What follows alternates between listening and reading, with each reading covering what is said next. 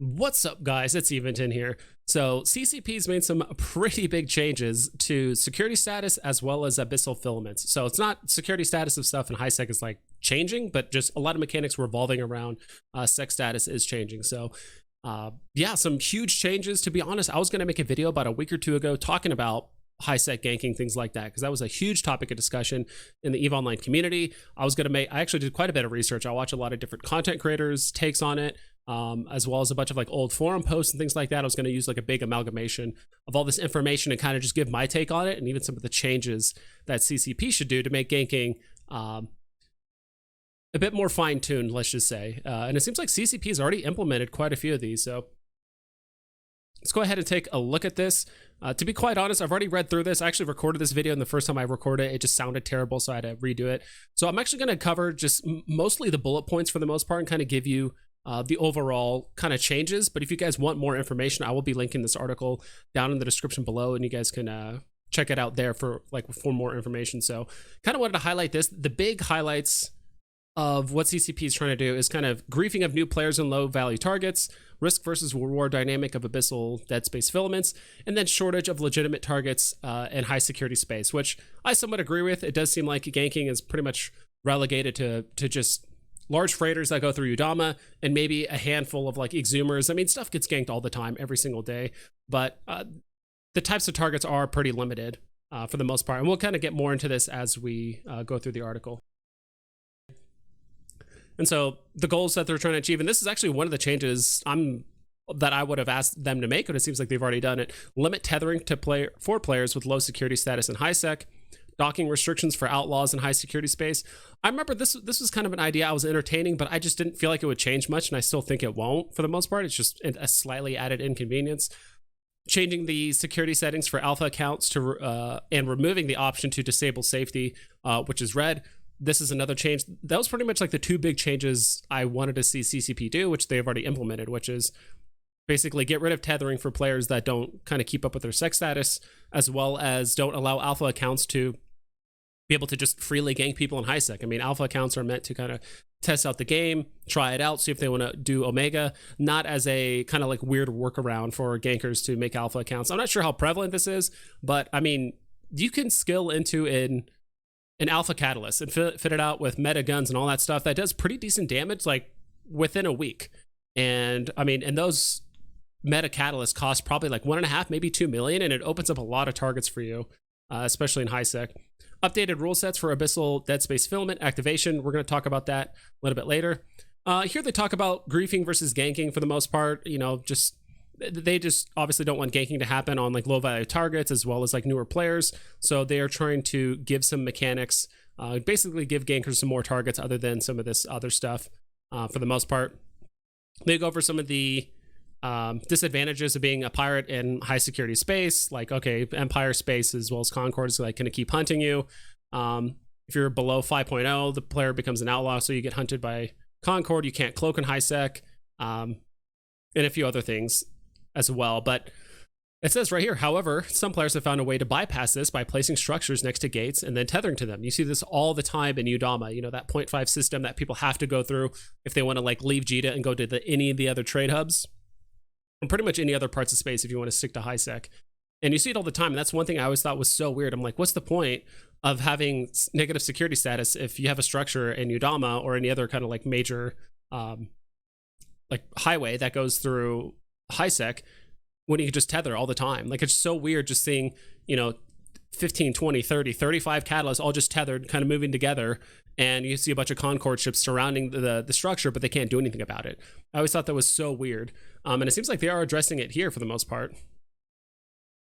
Regardless of security status, players can dock anywhere to reship or hide from would-be attackers.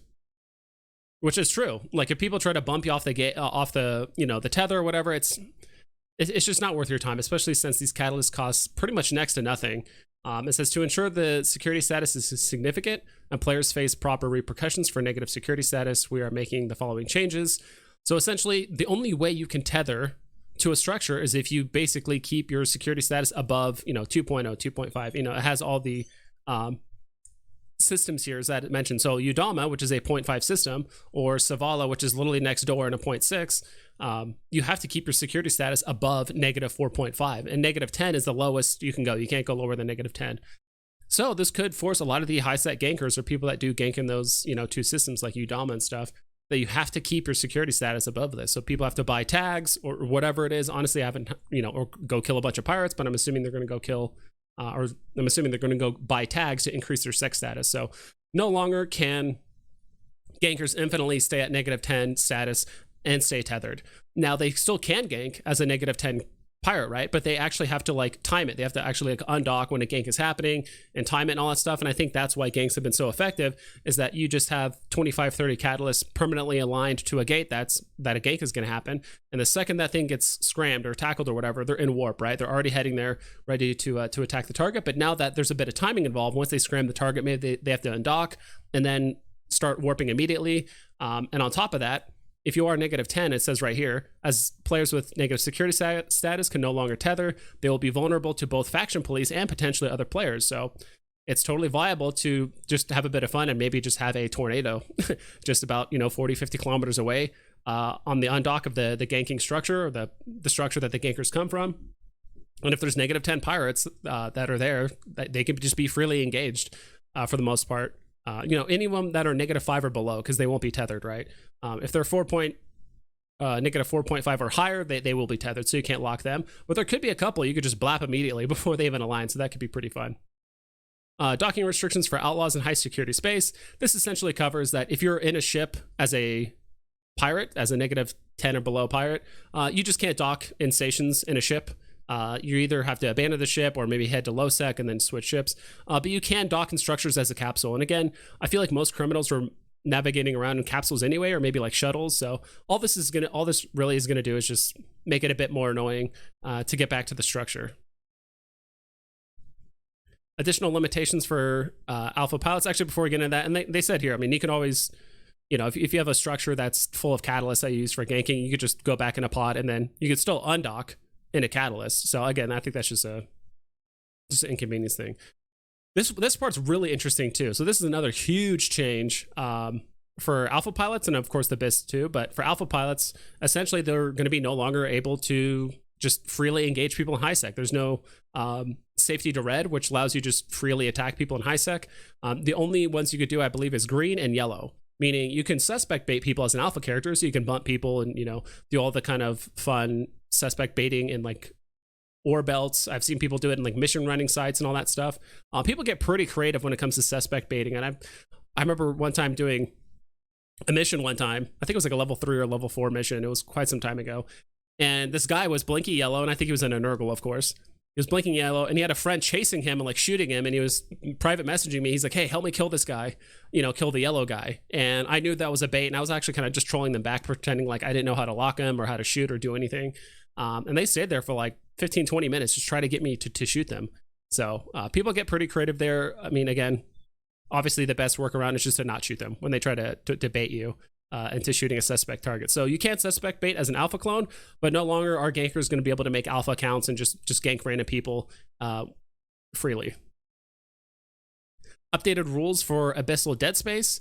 A lot of stuff here. Long story short, no longer are you going to be able to do Abyssal Dead Space in 1.0 or 0.9 systems. So no longer in Jita, no longer Dodixie or any of those other systems. It does mention here you can do it in Heck.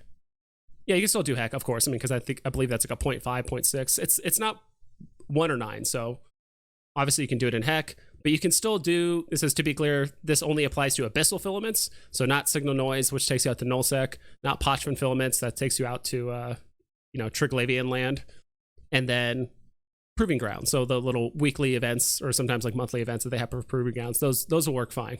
So pretty much any filament that allows you to actually like interact with other players or takes you to a different part of New Eden, that's fine. But the ones that kind of take you into that little pocket PvE dungeon, that 3-room dungeon event thing, you can't do it. Says this immediately removes this several safety elements for Abyssal runners, and this is what they meant earlier about the lack of gankable targets in high sec, because a lot of people, I mean, you see all the time on the undock, people are constantly running Abyss sites in Jita or in these like the starter systems that are mostly like 1.0 or like 0.9. Those are extremely safe. Are they ungankable? No, but it's just extremely difficult to pull it off. And basically the workaround for this is that added suspect flag for high tier abyssals based on security. So there's kind of a sliding scale here, like a chart. So obviously 1.0 and 0.9s, you just cannot do abyssal filaments at all. But in 0.8s, you are free to use T0s all the way up to T3s. So they mentioned a little bit later that they want T0 to T3s because those are kind of like the quote-unquote starter ones. T3s can still be relatively profitable if you're like in a very blingy ship and you just speed run it. It's almost kind of like running level 3 missions. I think in some scenarios it could be more profitable to run T3s if you're just like in a very fast ship. All you do is blitz it as fast as you can. That could be the case with T3s, but if you run a T4, T5, or T6 in a 0.8 system, your ship will become suspect, meaning anyone can engage you. So not just gankers, like literally anyone could find your abyssal trace. And people know, right? Because if you run a 4, 5, or 6, the abyssal trace is a different color. I believe it's more orangish or like a red, while these are yellow, I believe. I'm not 100% sure. It's been quite a while since I've done like abyssal Dead Space stuff. So if people see an abyssal trace in a 0.8, they're like, hey, let me just go check it out. And they see it's orange. They know that you're going to come out suspect. So I assume you get the suspect flag when you leave the abyss for the most part. And same thing, you can see the sliding scale down here. So if you run a 5 and a 6 and a 0.7, 0.6, the only way basically to run T6s now is in a 0.5, which is the easiest high sec spot to gank, as well as running T6. So I definitely see the meta shifting potentially, because maybe running T6 is just too dangerous. If gankers are really going, if there's going to be like an overcorrection from gankers just really targeting abyssal runners, and they're going to be hanging out in 0.5 systems just to see if they can kind of gank anything, that could happen. Maybe people might switch it up and run more like T4s or T5s, because you can still run a T5 in like a 0.6 or a T4 in like a 0.7. Or who knows, people might start doing fits where you just speed run T3s as fast as you can, even though it is a little bit less profitable. So again, this is going to enable gankers to have more targets. I really like the fact that this update helped out kind of your newer players. It's helped out people kind of just get ganked less often, unnecessarily, from like alpha accounts, things like that. But it's also given gankers more targets too on average. So we'll see how this goes. I'm sure, gankers are obviously going to complain. It's going to cost them ISK, but to be honest, ganking is probably one of the only game styles that actually exists in the game where you're not limited by ISK. When you think about it, when you do PvP, when you do PvE, you try to bling out your ship to run those sites faster, right? Or you bling out your long point, so you're running a certain type of ship or whatever. But ganking, I mean, honestly, most of the time, if you're ganking, it's really only costing you anywhere between 1.5 to like 6 million. I mean, if you're doing catalysts, right? And that's multiplied by the amount of counts you have. Occasionally they use taluses and stuff, but I'm kind of going on a tangent. This is kind of the stuff I want to talk about in a different video, which is kind of like my perspective on ganking, kind of like the overall outcome. I do think ganking is a necessary part of the game. I think it even mentions it here at some point. It says right here, high sec ganking is a valid and necessary playstyle where players will suicide gank high value targets to offset the loss, blah, blah, blah. So I agree with that. I think ganking in general is the natural checks and balances of high sec. It needs to be there, but I do think the execution is a little too easy with, tethering. You could be -10. You basically have to pay no ISK other than just the ship. You don't have to keep up your sec status or anything like that, but this basically changes everything. So yeah, that's pretty much it. Please, down in the comments below, just say something. What do you guys think about this update? Again, this article will be down in the description below, and I will be giving away some Scope Syndicate skins as well if you guys comment down below. So yeah, that's pretty much it. I'll talk to you guys next time, and I'll see you later.